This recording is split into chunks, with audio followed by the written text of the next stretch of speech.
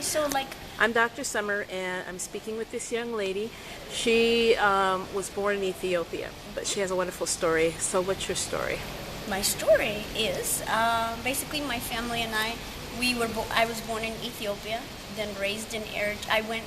My parents got divorced, went from from Ethiopia to Eritrea, and my grandmother didn't even speak the same language as I did. Really? She spoke Tigrinya, and we spoke Amharic, and so we couldn't communicate. And my mother was our translator for the longest time. And so our journey, we went from Ethiopia to Eritrea, and then our father lived in America, and so we needed to come to America because of that time there was a civil war.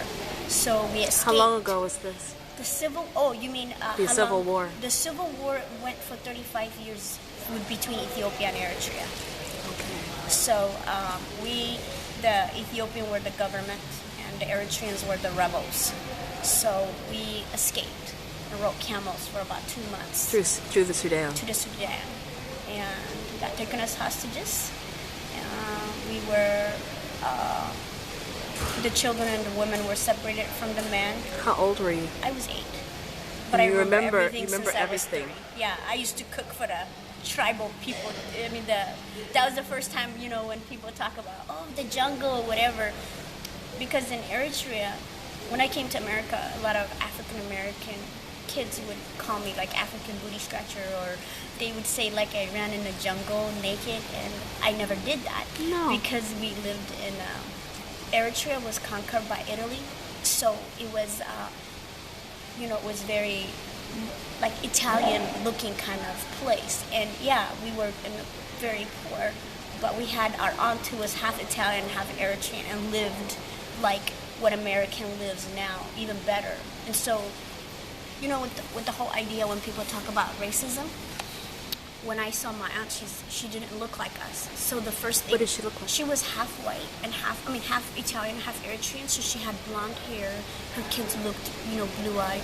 They had, what was so funny was them having their home. They had kitchens, bathrooms, and we lived in one room, 6 people, 3-on-3 bed. So seeing their life and seeing our life, I thought that they were not like us because they lived differently and they looked differently. So I didn't even think they went to the bathroom like we did. So I understand the whole idea of like now racism, or the whole idea of But it's not either. Is there prejudice in Yes, Ethiopia? Yes. Between skin colors? Yes. Between light skin, Yes. It's dark so skin, amazing. I grade of didn't- hair? Didn't even know that until I came to America and started learning African American history. I didn't understand. Like I would think in my mind, but even within our country, like I've been doing a lot. Is it a Muslim country? Eritrea is actually 50-50.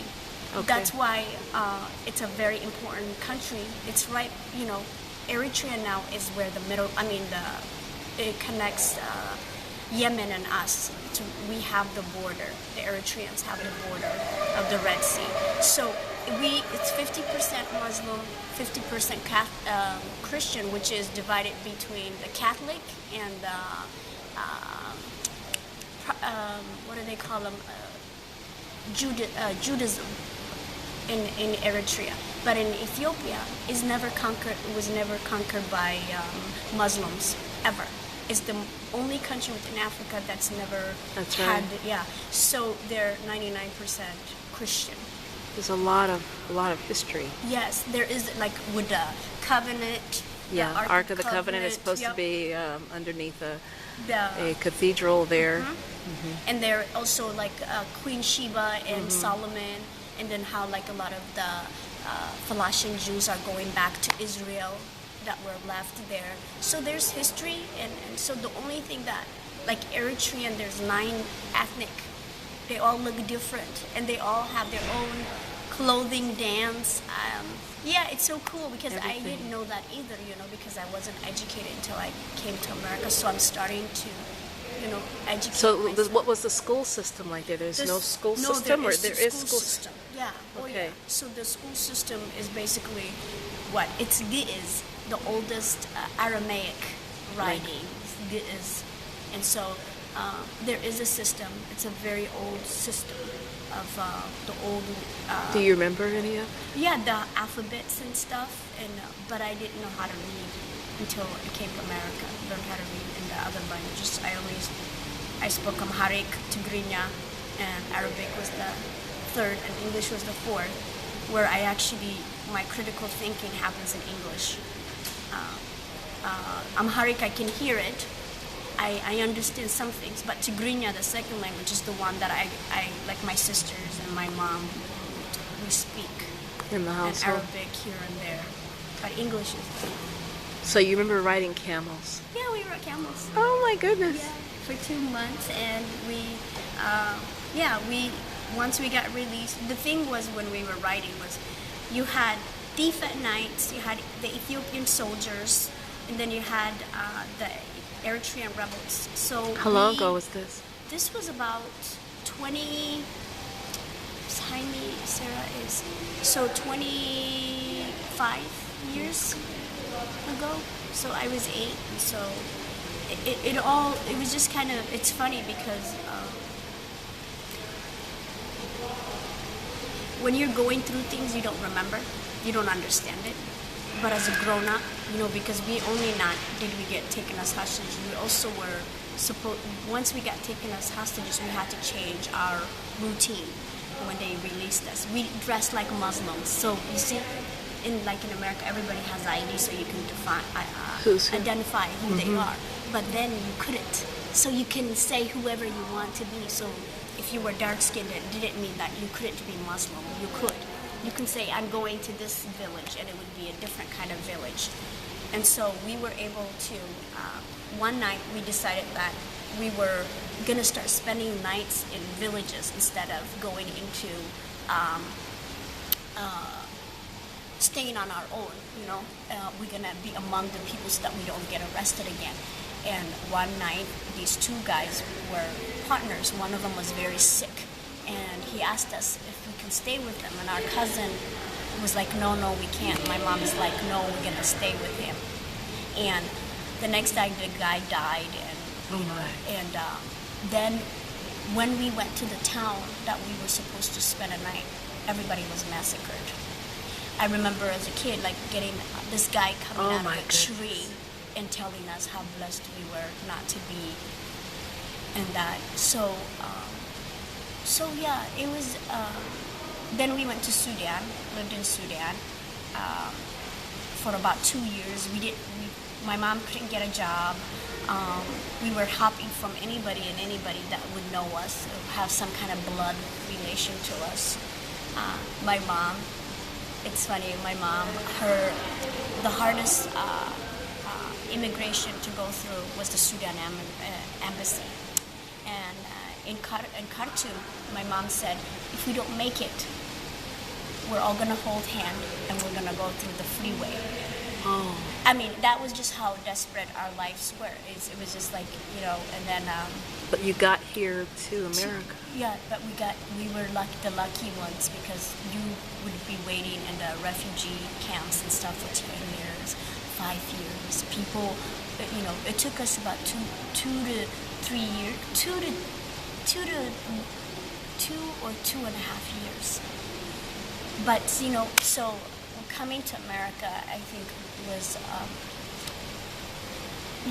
for me, as a person, I think about why should others have why should I have and not others have? So I go through this, when I started learning, especially really learning about knowing how to read and learning where food goes, that I thought famine happened because there was no food. I didn't know that it was economy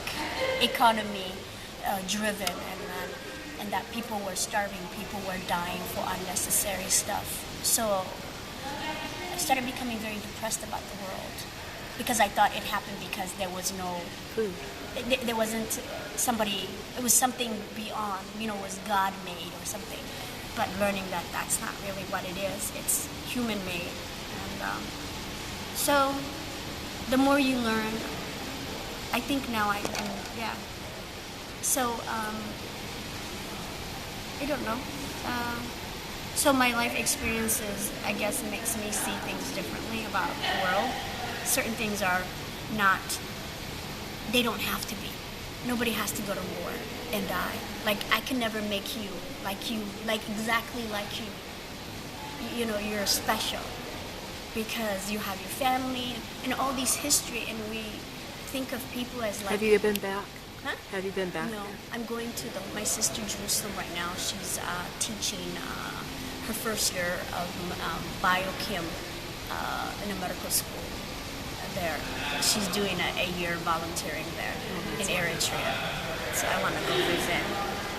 But I was scared for a long time to go because, you know, you hear about really, really stupid things that when you're a kid, it's just the stories. Like, because, you know, in America, we're conditioned to believe only like there's Christianity. Everything else is, you know, people have power to see things and stuff. So in Eritrea, there's stuff like that. Stories about people telling futures and people killing you by your eye. But it just is, That's, you know... that's the African traditions. Some of it has come into America as well. See, but it's not a bad, like, I'm reading some stuff right now, and I was reading about the 100 people that have made a difference in the world, and they're talking about like Christianity, Buddhism, Confucius, and Jesus, and Abraham, and all these different people. Everything has its beauty. If you look at all religions, a lot of them are similar in some ways. Do good to others. Be kind to your neighbor. Exactly. Love one another. So I don't criticize any religion. Just basically this basics. Love one another. And that's where I'm at, basics. Because I read the Bible. I try to understand. What I'm more interested in is what is similar, not what's different. What's similar, exactly. And what I found out for me is that when I pray, I go, whatever gives breath of life, whatever makes this world intact. Because that's the only thing I can really comprehend. The whole idea of, when I was a kid, we used to hear about devil. If we steal, lie, the devil will play soccer with our head, you know, and stuff like that.